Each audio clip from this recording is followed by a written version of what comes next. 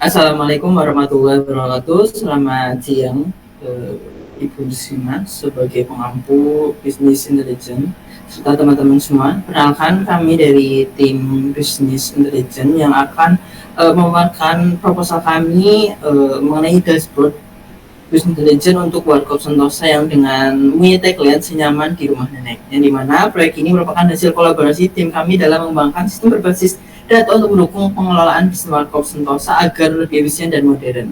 Sebelum masuk ke pembahasan inti, izinkan saya untuk mengenalkan teman-teman saya di sini. Yang pertama ada saya sendiri, Novan Zaki Ramdhani, lalu ada Citra Rehanoza, lalu ada Akbar Nugroho, lalu ada Chelsea Helen, lalu yang keempat ada kelima ada Dev Intan, yang terakhir ada Rena Navaria.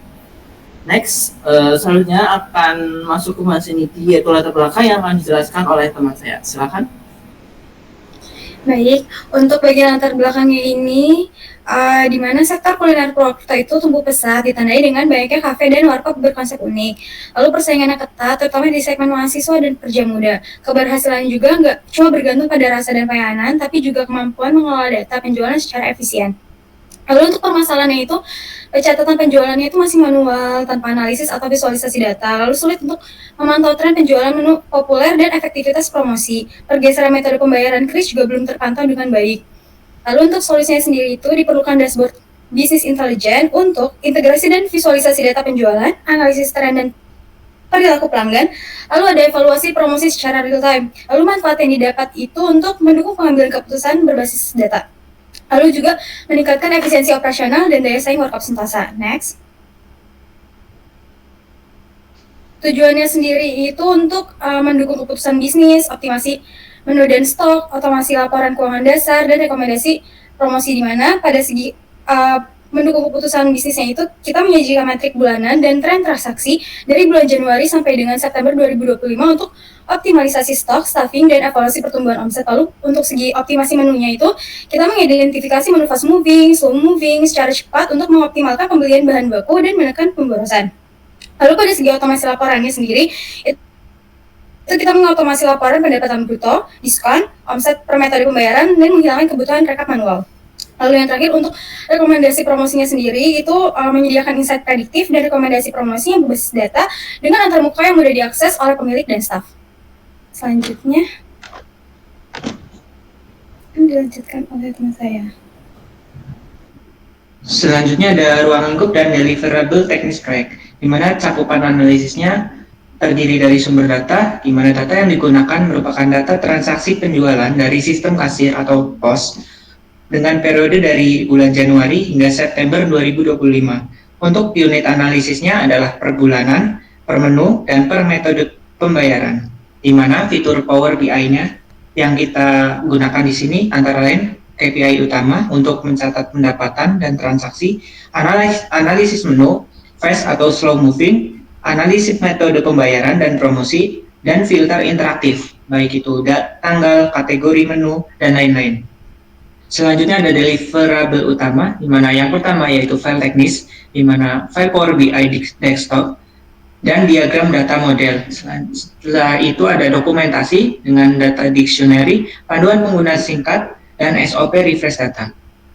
Dan juga kita akan melakukan pelatihan on-site atau online untuk owner dan minimal 2 staff termasuk slide atau rekaman. Selanjutnya ada 9 langkah menuju data driven decision making. Yang pertama ada inisiasi dan requirement gathering, di mana kita mewawancara dengan owner, identifikasi KPI utama, dan kesepakatan ruang lingkup. Lalu yang kedua ada data inventory dan akses.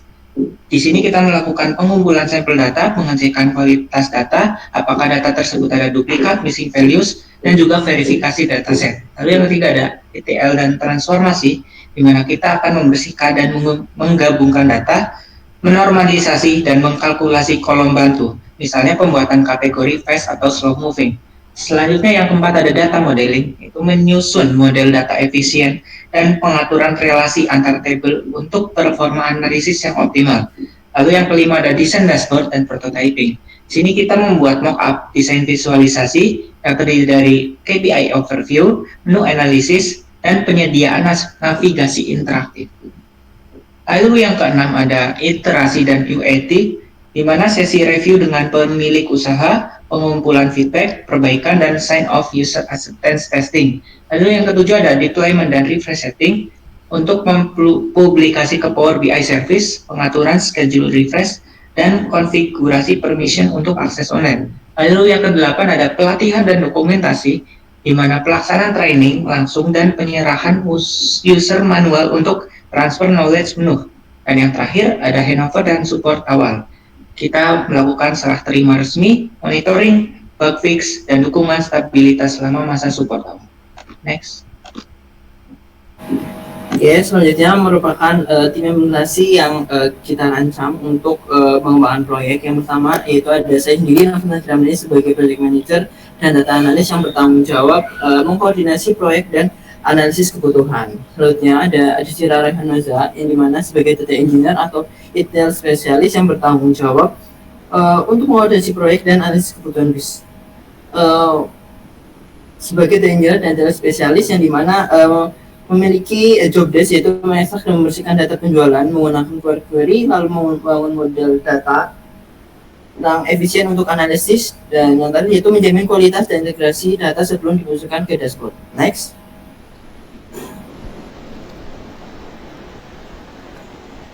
Selanjutnya ada Akbar Nugroho, yaitu sebagai dashboard designer atau visualization specialist, yang dimana Akbar ini mendesain layout dan tampilan visual dashboard agar efektif dan mudah dipahami. Selanjutnya yaitu membangun halaman analis KPI, overview, dan analisis menu, dan lain-lain. Selanjutnya yaitu mengatur interaksi seperti filter dan drill drop agar user friendly. Selanjutnya ada Chelsea Helenanis, yaitu communication and reconciliation lead, yang dimana Chelsea ini menjalin komunikasi aktif dengan pihak Sentosa, mengelola semua dokumentasi proyek mulai proposal hingga user manual.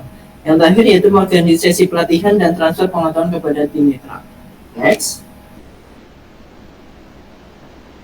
Selanjutnya ada Diah Intan Nuraini, yaitu financial dan technical support analysis, yang dimana beliau menyusun rencana anggaran biaya atau RAP proyek, mengelola kebutuhan teknis seperti lisensi dan komunikasi Power BI Service, memberikan dukungan teknis selama presentasi dan testing. Yang terakhir yaitu ada Rena Navaria Widyasuti, yaitu sebagai scheduler dan quality assurance, yang dimana memiliki job desk menyusun dan memantau tembakan progresi tahapan proyek, melakukan pengujian sistem UAT bersama mitra untuk validasi, dan yang terakhir yaitu memastikan seluruh hasil sesuai dengan kualitas yang disepakati. Next.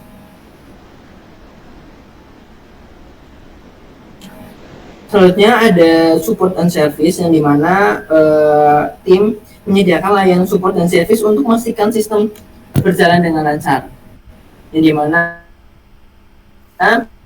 bentuk layanan diberikan yaitu meliputi pendampingan teknis dalam penggunaan dan interpretasi dashboard.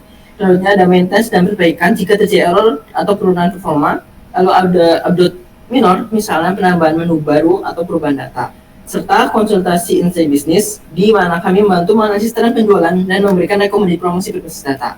Layanan support ini berlangsung selama 1 bulan setelah terima proyek, dengan minggu pertama berupa pendampingan intensif dan minggu berikutnya berupa monitoring jarak jauh dan respon maksimal 24 jam. Harapannya melalui layanan ini pihak Warkop Sentosa dapat merasa aman dan mudah dalam menggunakan sistem, serta terus memantau dashboard sebagai alat pengambilan keputusan berbasis data ke depannya. Next.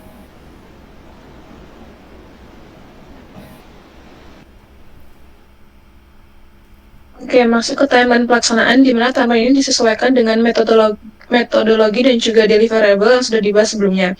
Di mana yang pertama yaitu ada perencanaan, dimulai di minggu 1 hingga minggu ketiga, yang melakukan analisis kebutuhan dan juga sumber data, di mana menghasilkan dokumentasi kebutuhan sistem. Lalu yang kedua ada proposal, dimulai di minggu ketiga hingga minggu kelima, dan melakukan penyusunan serta validasi proposal, yang menghasilkan proposal yang tervalidasi. Lalu ada persiapan data yang dilaksanakan di minggu ke-6 hingga minggu 8, di mana melakukan ekstraksi, pembersihan, dan juga modeling, dan menghasilkan dataset bersih dan juga model data. Selanjutnya ada pengembangan, yaitu dimulai di minggu ke-9 hingga minggu ke-11, di mana melakukan desain visualisasi dan juga dashboard, yang menghasilkan prototipe dashboard. Lalu ada pengujian yang dilaksanakan di minggu ke-12 hingga 13, di mana melaksanakan testing, dokumentasi juga training yang menghasilkan laporan tes dan juga panduan pengguna. Lalu ada review yang dilaksanakan di minggu 14 hingga minggu 15, yaitu melakukan revisi dan juga perbaikan final yang menghasilkan proyek final hasil revisi, serta yang terakhir yaitu penyerahan di minggu 15 atau 16 yang dimana itu merupakan pekan UAS yang melakukan presentasi akhir serta serah terima yang menghasilkan sistem siap pakai dan juga laporan akhir.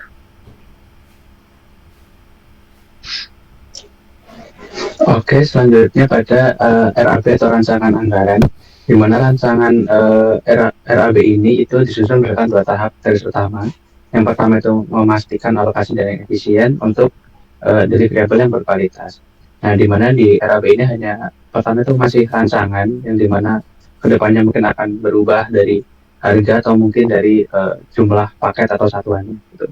Di mana yang pertama itu ada tahap inventory, data inventory atau ETL dan modeling, di mana itu terdapat pembersihan dan validasi data atau Power Query, di mana itu jumlahnya ada satuannya ada hari, jumlahnya itu 3. Untuk harganya itu sekitar 600.000, jadi total 1.800.000. Di situ ada pembuatan model data atau star schema, di mana untuk jumlahnya itu ada 1 paket dengan harga satuan 1 juta. Nah, yang kedua ada desain dan pembuatan dashboard Power BI, di mana terdapat desain mockup dan layout dashboard. Habis itu ada pembuatan dashboard KPI dan visualisasi utama. Kemudian ketiga ada UAT dan revisi dashboard. Nah, itu untuk volume dan jumlah satuan harganya itu memiliki harga masing-masing. Nah, jika dijumlah itu sekitar 7.800.000. Tetapi untuk harga ini itu masih perkiraan, belum pasti apakah harga akan naik atau turun, itu pasti akan terjadi dan akan berubah. Saya mungkin bisa lanjut. Baik, sebelumnya mohon maaf saya tidak dapat on kamera karena terdapat kendala. Jadi di sini saya akan menjelaskan mengenai profil mitra yaitu Warkop Sentosa. Jadi di sini tuh warung kopi ini tuh menyusung suasana yang santai dan nyaman.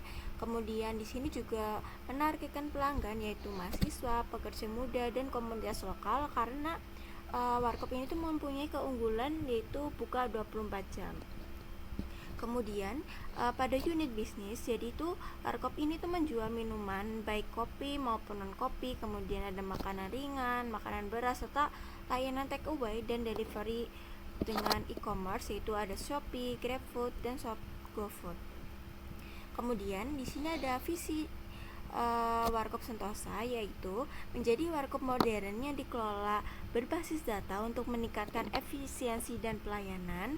Kemudian di sini terdapat misi juga yaitu mengoptimalkan bisnis melalui teknologi dan data analitik serta mendukung pengambilan keputusan berbasis data.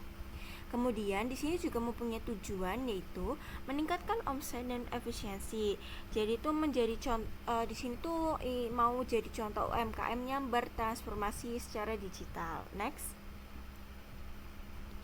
Kemudian di sini ada sumber data dan struktur pendukung yaitu organisasinya itu terdiri dari owner, kemudian ada manajemen operasional, kemudian ada admin dan barista. Kemudian sumber data yang kita peroleh itu data penjualan dari bulan Januari 2025 hingga bulan September 2025. Kemudian data itu mencakup informasi produk, kategori, kuantitas, total penjualan, diskon, dan metode pembayaran. Kemudian di sini ada KPI utama dan harapan mitra. KPI yang akan dibangun ini tuh kita yang pertama itu ada total penjualan bulanan, kemudian ada produk laris, ketiga ada kategori produk teratas, dan yang terakhir itu ada dampak dan efektivitas diskon. Kemudian tuh harapan Warkop Sentosa dari proyek ini itu yang pertama itu mengelola data penjualan secara digital dan terintegrasi, kemudian mengetahui performa menu dan tren pelanggan secara cepat, dan yang terakhir itu ada mengambil keputusan bisnis berbasis data untuk meningkatkan omset. Next.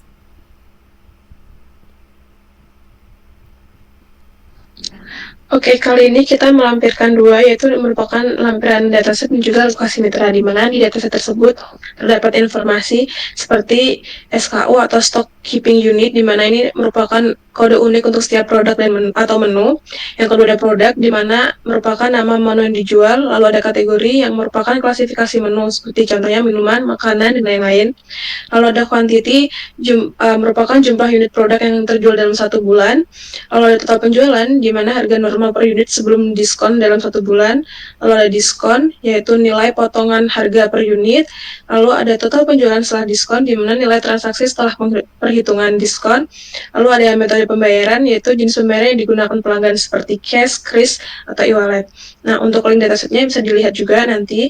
Lalu selanjutnya itu lokasi mitra, di mana beralamatkan di Jalan Ringin Tirto nomor 48, Glempang, Banjarkembar, Kecamatan Purwokerto Utara, Kabupaten Banyumas, Jawa Tengah, dengan kode pos 53121.